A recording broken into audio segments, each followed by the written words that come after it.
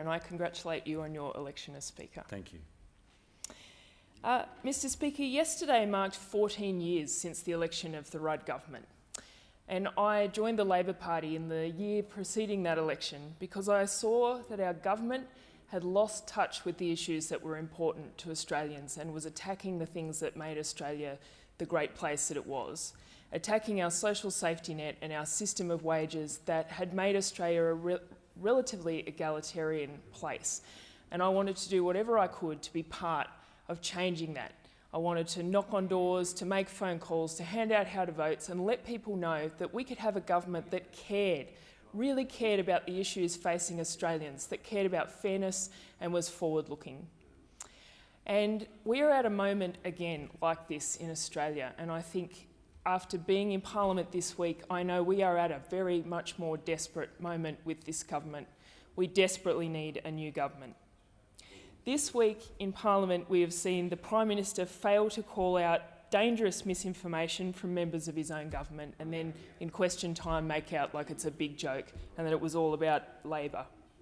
In possibly the last sitting fortnight, certainly of the year and quite possibly of this government's term, you would think they would be trying to get through big reforms or big ideas. But instead we're seeing bills introduced that are solutions in search of a problem. We're seeing bills that are seeking to divide rather than unite Australians.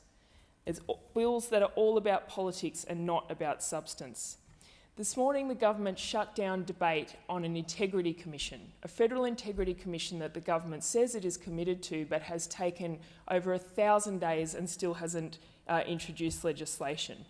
Instead of debating that, we have a voter suppression bill, a bill that makes it harder for Australians to exercise their right to vote. This is a government that detests accountability and debate. This is a government that has no respect for our democracy. And that will be the legacy of this government.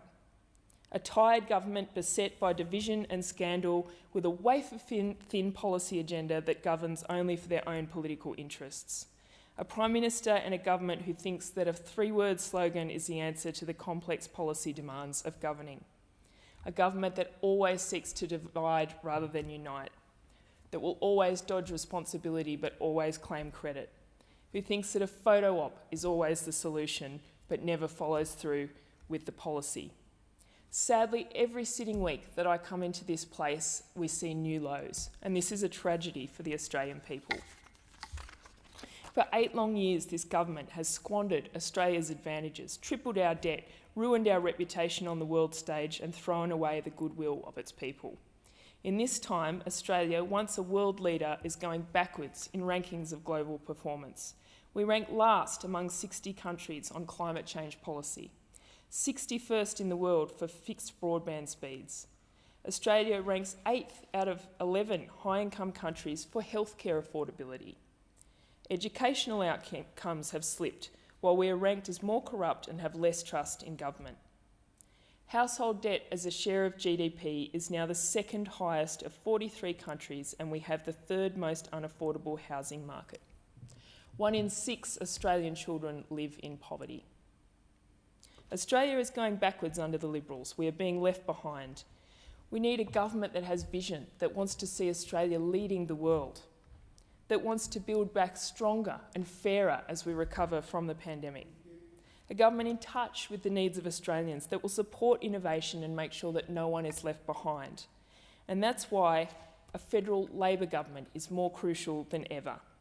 An Albanese government will tackle climate change, return integrity and dignity to politics, fix the NBN, properly fund the public broadcasters, provide job security and stand up for Australians. The pandemic has shown us what is important and what is less important. What people in Australia and around the world need right now is hope. And it's there. And this is my message to Australians. For those who are worried about climate change and the world that they'll leave their grandchildren, Labor hears you. To those worried how they'll never get into the housing market, Labor hears you. To those trying to keep a business afloat at home during lockdown with the world's worst internet speeds, Labor hears you. To those struggling to get into the job market or to find secure work, Labor hears you. To those trying to upskill, train and get a degree...